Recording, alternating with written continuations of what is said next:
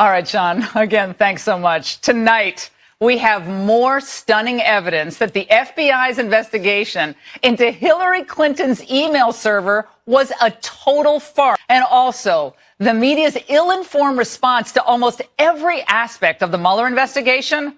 And finally, a major Supreme Court win for President Trump.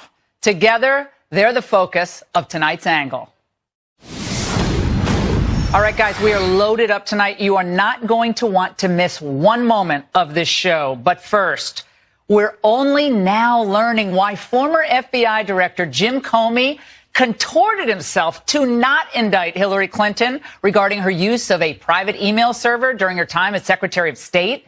Tonight, we can tell you that it appears that the FBI's lead investigator and Deputy Chief of Counterintel has been revealed to be just another Clinton crony and Trump hater. Peter Strzok was found to have exchanged anti-Trump texts during the 2016 presidential debates with another colleague at the Justice Department, this according to the New York Times.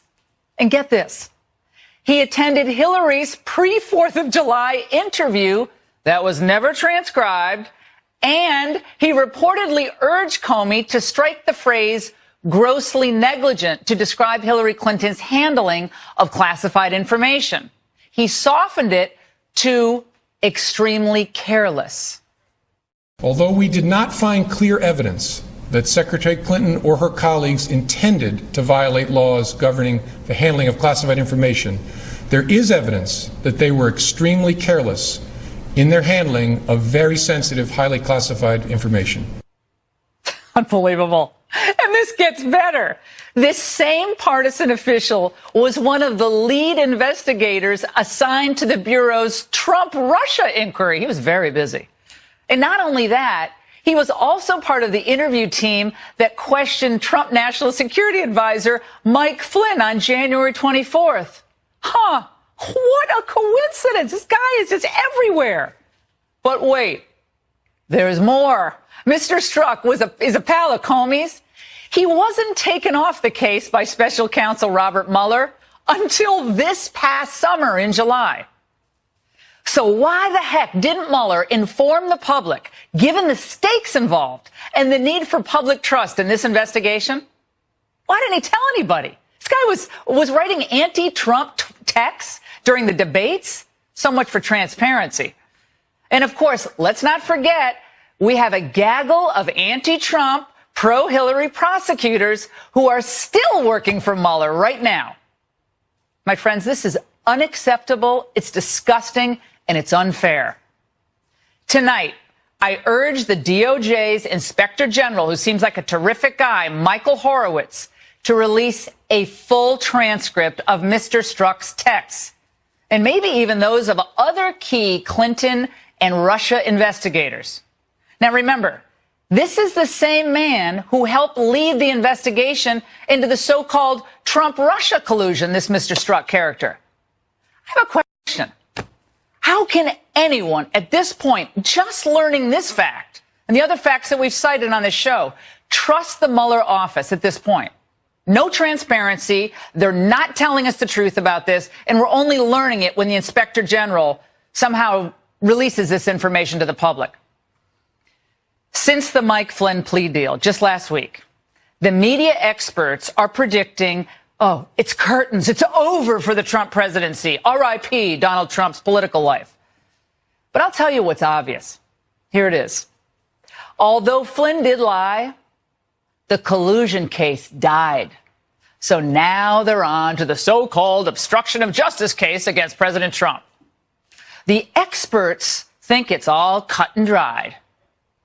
Just by the public record, there's one piece of evidence for obstruction of justice after another, and this seems to be Exhibit 1. That seems to be in the territory of obstruction of justice. I think what we're beginning to see is the putting together of a case of obstruction of justice. Oh, move over, F. Lee Bailey. Now, so how worried should Trump be at this point? Well, time will tell. We don't really know at this point. But consider that the media and legal and political experts who are predicting Trump's impeachment, They also predicted this about the president's travel ban. There's a discriminatory intent here, and the discriminatory intent of the Trump administration is clear. It was premised on religious discrimination. It's very clear that the president is acting unconstitutionally. You said we don't want to ban any on the basis of religion. That's against our Constitution. Yes, it is. But that's exactly what they're doing. Thank you for calling it what it is. I'm going to call it what it is. It's a Muslim ban. Well, today, a refreshingly sane order by the Supreme Court on President Trump's so-called travel ban of 6 mostly Muslim countries. Well, the court declined to halt the ban despite rulings in 2 different lower courts. This was a preliminary, but nevertheless a major victory for President Trump, who always had the constitutional right to determine the classes of people who can and cannot enter the country for security reasons. Now, once again, the experts are wrong. And while the media has a case of the vapors, a total meltdown over Flynn's cooperation with Mueller, the president is racking up win after win. Tax cuts are coming. Retail is soaring this Christmas season. The market is way up. And now a key win at the Supreme Court. And it's only Monday, my friends. And that's the angle. Joining us now, Alan Dershowitz, an emeritus professor at Harvard Law School, and in Washington, attorney Scott Bolden. Professor Dershowitz, let's start with you. This has been a wild day. The information that has come out just on Mr. Strzok, he was at Hillary's questioning, he was at Flynn's questioning, and now we find out that he actually had a number now of anti-Trump tweets, texts, that he sent out during the presidential debates. Michael Horowitz, the Inspector General at the Justice Department, should he release the text of those messages that apparently caused so much consternation? He was relieved of his duties. Yes, I think he should. And I think that Strzok should have recused himself from the very beginning. And I think that Mueller was right to take him off the case. What I'm concerned about in your monologue is you're doing to Hillary Clinton exactly what the Democrats are trying to do to Donald Trump. You're trying to criminalize political differences. Look, I don't think Hillary Clinton committed any crimes. I think she was extremely careless. I think that was a decision that ultimately was made by Comey, not by one of his deputies. Maybe the deputy suggested it. But I think we have to stop criminalizing political differences on both sides. Hillary Clinton shouldn't be locked up. Donald Trump shouldn't be prosecuted for any crimes. If you don't like what they did, don't vote for them. No, I get that point, Professor, but and Scott, we'll get you in just a moment. Here's the problem is that we have people in our military who are prosecuted for mishandling classified information fairly regularly. Civil servants who are prosecuted for mishandling classified information. To the regular person watching Fox right now, they say, okay, why is the Clinton dynamic always special? Why do they get special treatment here? I don't think anybody in a position that Hillary Clinton is in has ever been prosecuted for anything like this, and that's what was said by Comey. And I think that's right. When you're in a position like Secretary of State and you have a lot of underlings working beneath you, it's very different than if you are your own officer in the Army and you take things home in clear violation of rules. It's classified information. You know, on the other side, I hear my friends on the other side are saying exactly the opposite, that the case against Hillary Clinton is non-existent and the case against Donald Trump is very strong. Let's go to Scott. I want to see a ceasefire on both sides. Yeah, I got it. But, I mean, then there's nothing you can do as an elected official to mishandle classified information that would actually redound to becoming a criminal violation. But I get your point. You don't want to criminalize politics. You have to show specific intent. But, Scott, let's go to you. I think deleting a lot of emails shows specific intent. But, Scott, let's go to you. Let's start with Strzok and let's reverse the tables here. Let's say in the Hillary Clinton email investigation, we find out that one of the main investigators was actually someone who was sending out texts to pals at the Justice Department that were anti-Hillary texts. Would you be on the show now fairly upset about that if it hadn't been at least revealed? My position would be exactly the same. I agree with Professor Dershowitz. In this regard, you sound like, Laura, that This is the main investigator. He's making decisions on his own. He was the number 2 guy in counter intel. He may be, but there are layers and layers and checks and balances. So you wouldn't have in a problem all with it, investigations. Scott. You wouldn't have a problem if the shoe were on the other foot. Honestly, I have a problem with it. He should be removed. It's an appearance issue in connection to this sensitive investigation, but it is not the end all or be all to whether the investigation ought to go away or whether it has been severely tainted. He has been removed. What else would you have Mueller do? He was removed in July, 6 months, 5 months after he was there for the questioning of Michael Flynn. And he after was not we alone find out, in those only when the IG got the information, we found out about the text. He was not making the final call. Yeah. And when they found out about the texts, he was removed to an HR position. Yeah, that's ironic, Professor Dershowitz. He's at HR now. That's as much as you can do.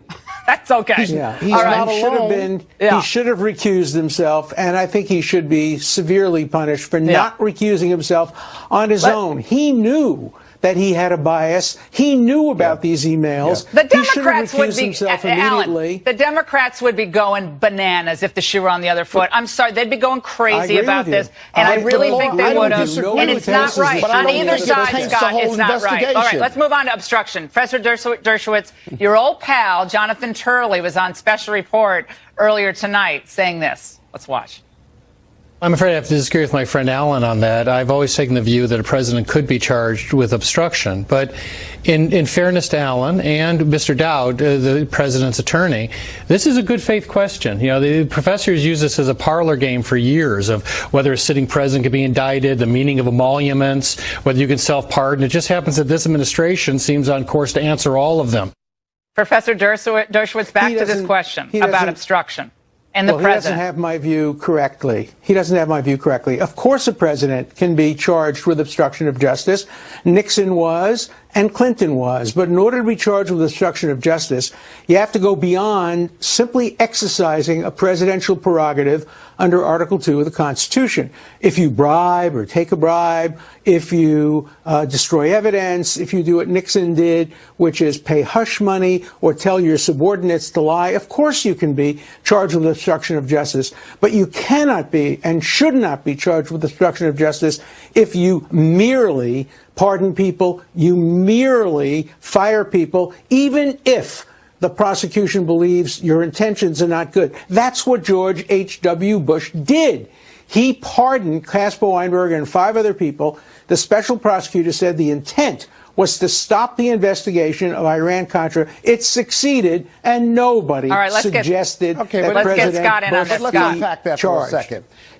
I'm glad that Professor Dershowitz has said that you can be prosecuted, because that's what the impeachment process in the Constitution talks about. But if the president has corruptible intent, if he fired Comey and he asked him to lay off Flynn to protect himself, or to do anything that was corruptible intent so that he would not be prosecuted or impeached, then he certainly can be gone after and prosecuted, be it at the state level, be it the political prosecution of the House of Representatives, and then afterwards he can certainly be prosecuted. But listen, there are a lot of these concepts and precepts that need to be tested in the courts. There's a great disagreement about it, but no one is above the law. And if he took out a gun and murdered somebody or raped or stole from someone, I must tell you, but it's not that far-fetched in the sense that not that far-fetched. President murdering and raping someone isn't far-fetched. What are you talking about? Let's be clear. Let me make what are you talking about, Scott? That you lost me on that one. Professor, wrap it up. He can't be prosecuted for obstruction of justice. I have never said that a president can't be charged with obstruction of justice and be prosecuted. This is a distinction that Professor Dershowitz wants to make. Go ahead. I have never said a president can't be charged with obstruction. He's not above the law, but he can't be charged with obstruction merely for exercising his constitutional prerogatives. That's an important distinction. No president in history has ever been charged for any crime or anything because he exercised his constitutional prerogative. They impeached President Johnson for doing that, and the Supreme Court ultimately ruled that that was absolutely wrong. The president had the authority to fire the Secretary of the Army. All right, we got to go. He was impeached for that and wrongly impeached. All right, Scott, we'll have you back. We'll have you back. Both of you have made great points tonight. I really appreciate it. Thank you very much, Alan and Scott. And coming back, my message to a so-called female comedian who trashed a female Trump official.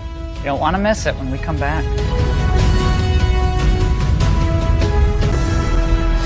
President Trump is pulling out all the stops to try to save the GOP's slim majority in the Senate. And he formally endorsed Judge Roy Moore today, who's facing sex assault allegations from a number of women. But will the political gamble pay off for the president? Joining us now with reaction, Monica Crowley, senior fellow at the London Center for Policy Research, and Juan Williams, co-host of The Five, which I just watched. Okay. Start with you, Monica. Is this a gamble for 2018? Will the women not forget this and hold Republicans accountable in those midterm elections, given the serious nature of those allegations? There are political calculations going on across the board. I do not think you would have had the President of the United States come out with an overt endorsement of Roy Moore unless he had seen some internal polling in Alabama showing that Roy Moore is likely to pull this race off. Yes, exactly. I mean, I do think it's interesting that the Republican Party, which disengaged from this race, the RNC, has now decided as of tonight, Laura, that they're back in this race. They're going to start re-injecting money to support Roy Moore because they realize they need a GOP body in the Senate body. Juan, this is what Mitt Romney said. I believe we have a tweet from him. It's always a good day when Mitt Romney's weighing in. He said Roy Moore in the U.S. Senate would be a stain on the GOP and the nation. Lee Corfman and other victims are courageous heroes. No vote, no majority is worth losing our honor and our integrity. Your thoughts on that? Well, I think that's the bigger issue. So, I mean, the majority is going to be there. It's one vote. The Republicans will still have the majority. The bigger issue is the Republican brand. And so you have people like Mitt Romney saying it's a stain. Who lost. But you also have the other senator from Alabama, Richard Shelby, saying he's not voting for Roy Moore. And you have more allegations coming out. The real question then is, let's say he wins, as you two are projecting. That's a huge problem for President Trump, because then he's going to be attached to Roy Moore. Everything he says and does, his confrontations with Mitch McConnell, and already those two are button heads. So everything that he does, in addition to the possibility that he would be expelled, that the Senate Ethics Committee would act, and it's the RNC that's saying they're going to put money into the campaign tonight because they're controlled by the president, President Trump. But the Republican Senatorial Campaign Committee, they're not. Cory Gardner, the senator from Colorado, these are big establishment Republicans. Cory Gardner is like open borders, open markets, loves the TPP. You are so hard on Republicans. No, I'm a populist conservative. Okay, but Mitch McConnell is the Senate majority leader. Let me tell you. In 1987, I was 22 years old in Washington, D.C., and Ted Kennedy, God bless him, and Chris Dodd, who I actually like as a person. I mean, there are a lot of, rolling around the floor in the Brasserie restaurant with 20-something. I mean, let's be honest here. The Democrats tethered themselves to Democrats who were all over the place morally for years and held them up as the lions of the Senate. Laura, the great lions, let alone someone who died in Chappaquiddick. So let's not talk about the moral barometer of the country. I can't believe that Laura Ingraham would sit here and, we're talking about a guy. Chappaquiddick, I've been there many times. I say prayers there every time I go. Father, Son, Holy Spirit. Was that a 14-year-old girl? Was that a 14-year-old girl? Is it a life? Who was stripped down by this guy? She's dead. Oh, please. How about the celebrate Christmas? How about the 16-year-old girl that says that he was taking her out in the woods? Come on, Laura. But the Democrats stood by Ted Kennedy, right? Dead. He couldn't swim a mile across the Chappaquiddick Sound, please. Is Ted Kennedy on the ballot or is Roy Moore on the ballot? He ran for how many times? Did you vote for him when he was running for president? No. Would you have voted for him if you were Let me just tell you, my mother, who's dead, said that's it. But I'm going to tell you, I can't believe that you and evangelicals would now say, oh, I'm going to make an excuse. I didn't endorse Roy Moore. Team party politics? I endorsed Mo Brooks. He was my man from the beginning. Okay. He was my guy. Go ahead. Politics is the art of the possible. Yeah. And more often than not, purity is not involved in any way, shape, or form. Purity in politics. Purity in politics None of us doesn't really exist. Perfect. So voters have to make a choice, right? And it's rarely a choice between sort of black and white. There are shades of gray. And what you're pointing out is that the Democrats have had this long history of hypocrisy. It doesn't mean Republicans should follow suit. That's right. But I think voters in Alabama are making a calculation, and the choice does rest with them. And they're saying, wait a minute, Al Franken is still in the Senate. Yeah. Okay, this a 14-year-old girl. That's not what Franken's talking. I am not excusing any kind of bad behavior. I'm talking about political calculations that are made every day. All right, I got to get to something else. Chelsea Handler, apparently she's a comedian, and she said this. Do we have the thought? Let's watch. That harlot that they're dressing up and trolloping out every day. I mean, one day she has no makeup on at all. The next, she's got like 6-foot long eyelashes, and she's got cleavage and summer whore lipstick all over her face. Can you believe what they've turned her into? A proper trollop. First of all, did she turn the word trollop into a verb? Is that, can you do the verbing of trollop? Very 19th century. Liberal women say they're for women, but they're really for liberal women. That's right. They trash conservative women and they harlot, well, she didn't use the word doxy, did she? But that's a good one, too. But the nastiest, most base comments. Your reaction, then Juan can close it out. And picking on her looks. Yeah. The way she Never dresses, supposed to do that. Shaming. Right. Her hair, her makeup. Chelsea Handler positions herself as some sort of feminist, but what she just did to Sarah Huckabee Sanders, which is disgraceful. Did it to Paula Jones, did it to Kathleen Willey, did it to Juanita Broaddus, you know do what? it to all these Here's the deal with Chelsea Handler. She has obviously failed a comedy because Netflix canceled her talk show. Rarely funny. So she's got to try to remain relevant to her leftist peers, right? So by going after an easy target like somebody in the Trump administration, that's how she thinks she's going to score. Juan? I just think it's tawdry. By the way, I like that word. You're really educated, doxy. But anyway. Strumpet, doxy, harlot, But let's go through the whole list. If you wanted to have issues with Sarah Sanders, I mean, yeah, go ahead. A lot of substantive things. Yeah, but this is trashy. Chelsea, not lately. Great to see both of you. And you don't want to miss what I have for you on the other side of this break. Leave it to Time Magazine to celebrate some of the worst people in America. And later, my advice to President Trump on how to honor the life of Kate Steinle and shame the city of San Francisco. Stay right there.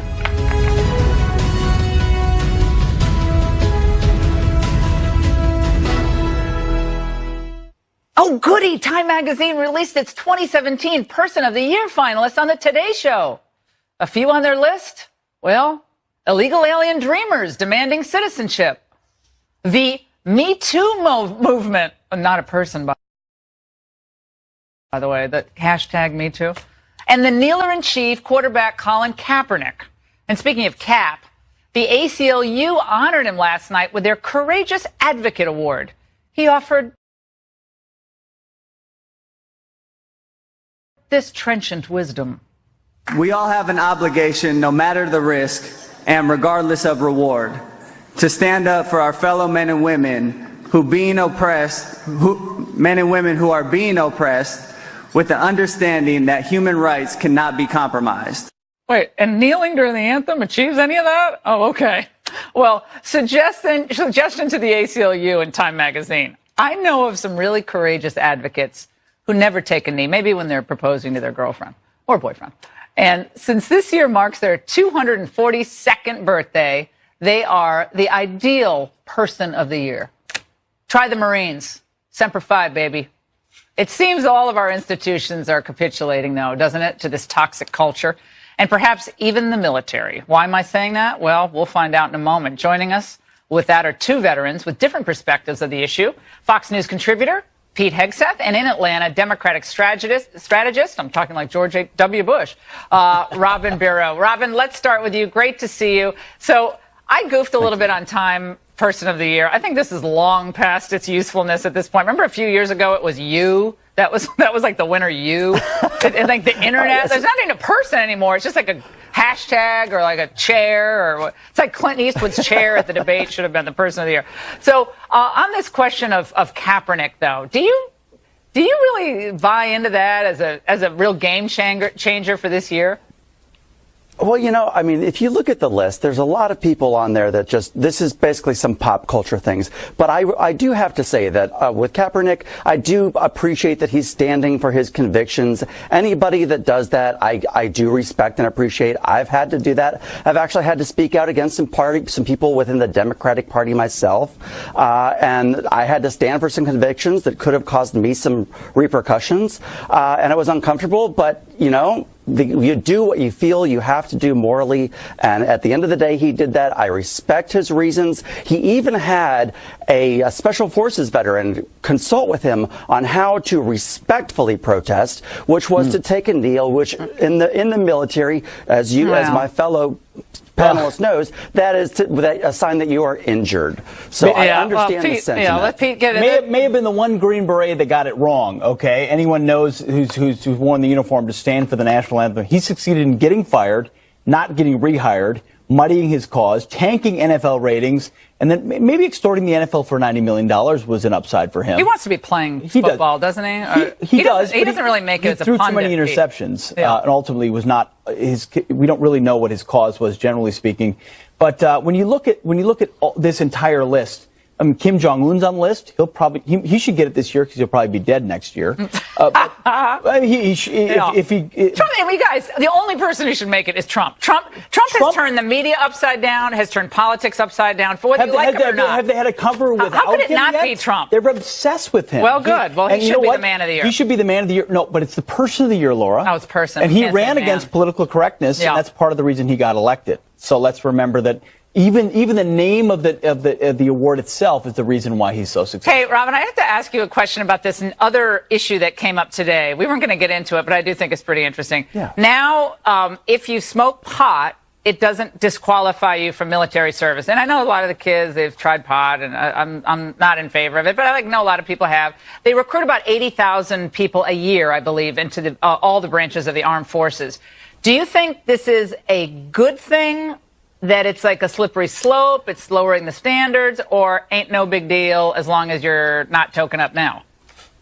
Well, as a veteran ranger, I surveyed a bunch of my ranger buddies, and most all of them agreed. I did a poll on our little Facebook group of about 4,000 people, and by and large, overwhelmingly, they said that as long as you didn't test positive when you're at MEPS, that they didn't see it as a reason to be service disqualifying, because a lot of kids do this, especially, you've got to consider the states that this is legalized in, and a lot of these guys want to join the military to change their lives and give back to society. I can respect that. I understand the need for more waivers. There are so many high school students who don't qualify by body mass index standards, all of that. Oh, you don't think that matters? And we're trying to build up our military. Yeah, well, they're building up the wrong way. They're building up the width instead of the strength. That's a problem. I mean, we have a major obesity epidemic. Michelle Obama recognized that, and unfortunately, it's really affecting recruiting. Very is it much not, so. Pete? The amount of guys and gals soldiers, you can actually recruit is much smaller than it used to be. Yeah. We do live in a different culture, though, where marijuana is being legalized. I'm totally against it. Totally against it. I get that. Nightmare. But if you're some young kid who's in a state where it's legalized and you did it once or twice and you can't go to the military, problem is prior performance is indicative of your future. And so if you're a pothead and you want to go to the military, why is the Army lowering its standards and saying we want you in next? What's the latest of the transgenderism in the military? Now Trump kicked it over to Mattis, and Mattis is kind of squirrely with it. What's going on there? It's still in the middle of the bureaucracy of DOD. I think Trump wants to do the right thing. As with so many things, what will the bureaucracy try to change? What are they afraid of? Because social engineering has been ingrained, political correctness has been ingrained into what our military does. So many great people that want to do good things, but their incentives for their next promotion, it gets more political as you get higher to the top. What everyone always says to means that you go along to get along. I hope this administration will actually change that trend. It's like hot potato. Everyone's like, it's a hot potato. No, don't Robin, quick take on the transgender issue. What will ultimately happen with Mattis?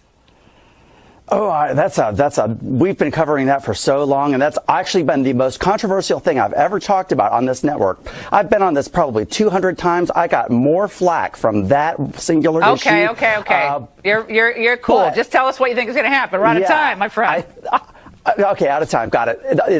We're gonna vet the ones that are currently in to see if they're able to serve, and I do believe they may put a ban on maybe the surgical procedure itself. At least we don't pay for surgical procedures. Maybe the VA doesn't start in the business of. Oh, we're on our way. Yeah. Well, we appreciate both of you. Thank you both for joining us. Donald Trump. Man of the Year, Donald Trump. No doubt about it. He didn't give him an interview though. Good for him. That's right. He's like, I'm not going to do it, but you can name me Man of the Year, Person of the Year. Sorry. And to bake or not to bake for a gay wedding? That's the question before the court tomorrow, the Supreme Court. So what happens when gays' rights clash with religious liberties? That and my memo to the president, everybody's going to be talking about tomorrow. Don't move.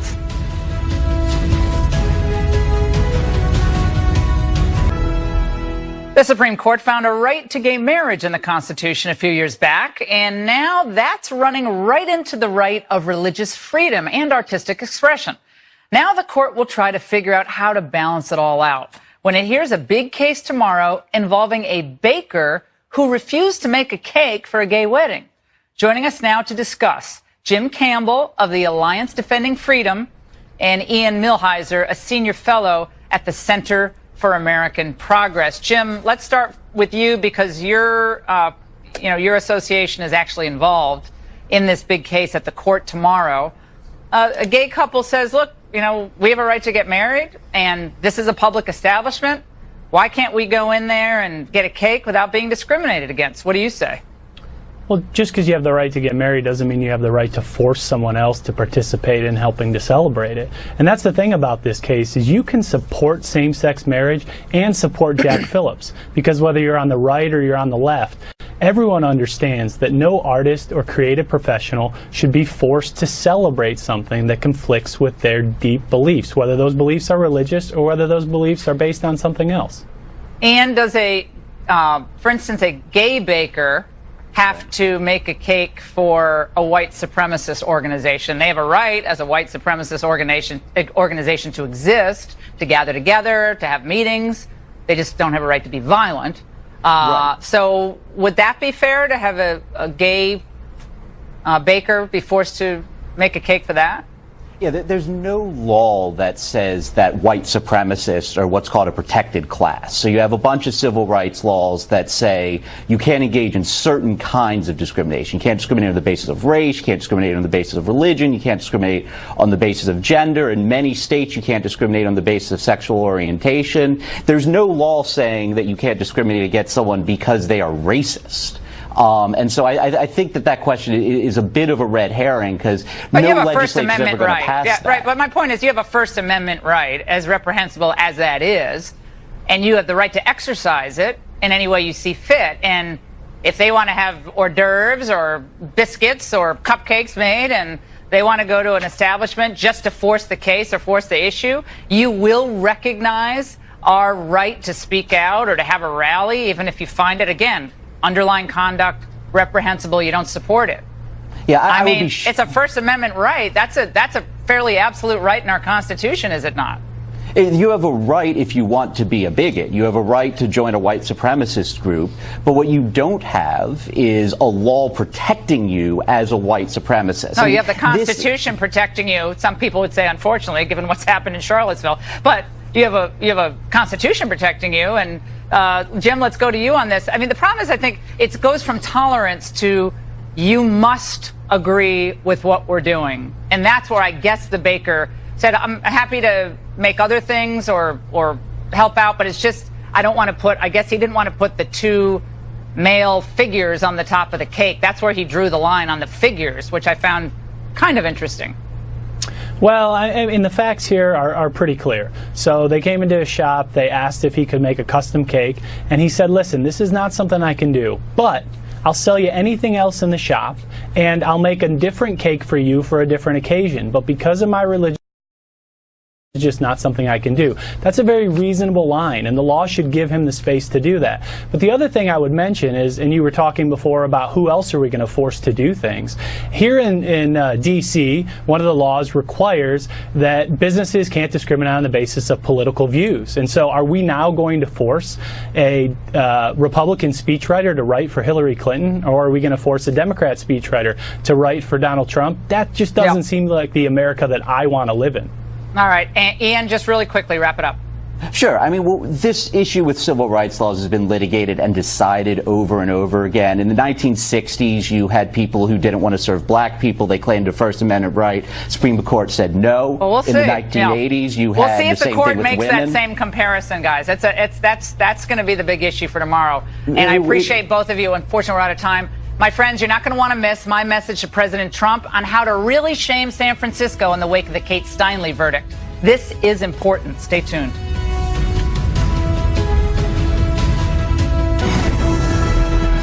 Welcome back. How President Trump can honor Kate Steinle and shame San Francisco. That's the topic of tonight's bonus angle. President Trump has an enormous amount of discretion as chief executive, and one of his many unilateral powers seems small, but it actually can be used for something big, as in sending a message to the cities and states across America who refuse to help the federal government enforce immigration law. Now, by now, you've heard of the travesty of a jury verdict in that Kate Steinle murder case, in which the accused killer, 5 times deported Jose Inez Garcia Zarate, was convicted only on a minor gun possession charge, meaning the guy's going to likely be released soon due to time served. California, of course, is a state that says bienvenidos to all who cross its borders. So it's full-on sanctuary status.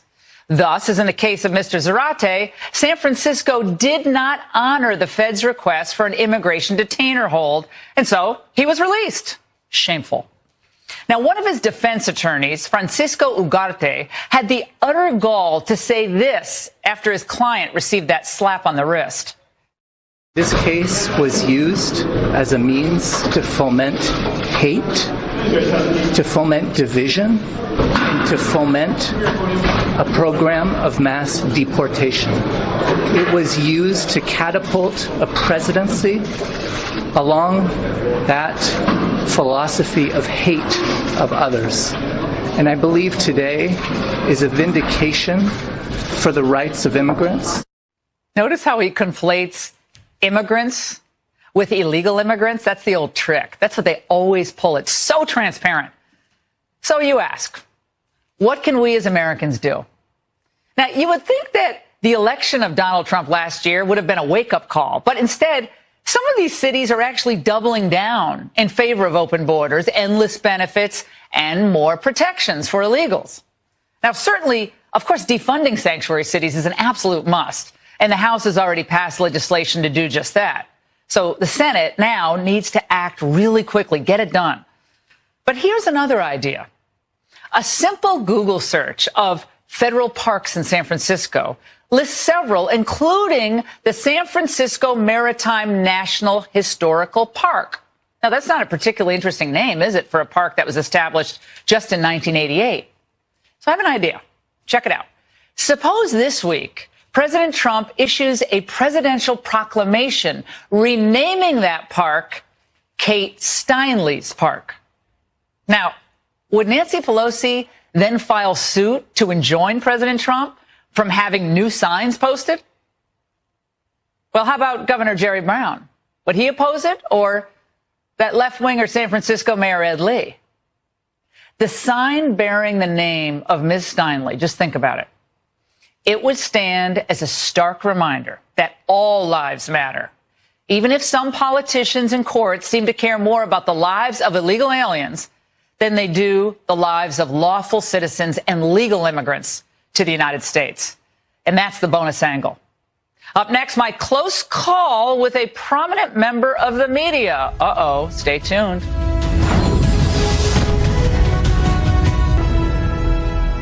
Now, finally tonight, let's face it, we've all been there. A long bus ride or flight when everyone around you starts getting a little too comfy, loosening their belts, talking loudly on the phones like it's not amplified, brushing their hair. Then you hear that click, click, click. And they're clipping their nails across the aisle from you. I kid you not, you've seen it all. Well, commuters took matters into their own hands on a bus in India last week when one passenger, his name is Prakash Kumar, 27 years of age, not only took off his shoes, but his socks, too. According to the BBC, the stench I can't even get through this. The stench emanating from these moist metatarsals was so foul that his fellow passengers asked him to put the dogs back in the kennel or to throw away the socks altogether. Well, he declined, and the bus diverted to a police station where he was promptly arrested. Now, coincidentally, shortly after seeing this story, I talked about it on the radio this morning, I ran into a certain, very affable, well-known member of the news media on the Acela train up to New York from Washington. Now, as he walked past my seat, there you see him, he was happy as a clam. I looked down, and I couldn't help but notice this. Those are pink or orange socks, I think. Well, you've heard about snakes on a plane. I give you socks on a train. I'm happy to report there was no derailment, no stop at the police station. So who do you think this was, the socked masquerader? Tweet me your guesses at Ingraham Angle or Facebook. That's all the time tonight. We'll be right here tomorrow from New York. Shannon Bream and the Fox News at Night team are up next. Shannon, don't you dare guess, but I want you to text me later if you have any idea who that was on the Acela train walking the aisle in socks, bare feet. Not bare feet, but socks. Don't go barefoot on the Acela.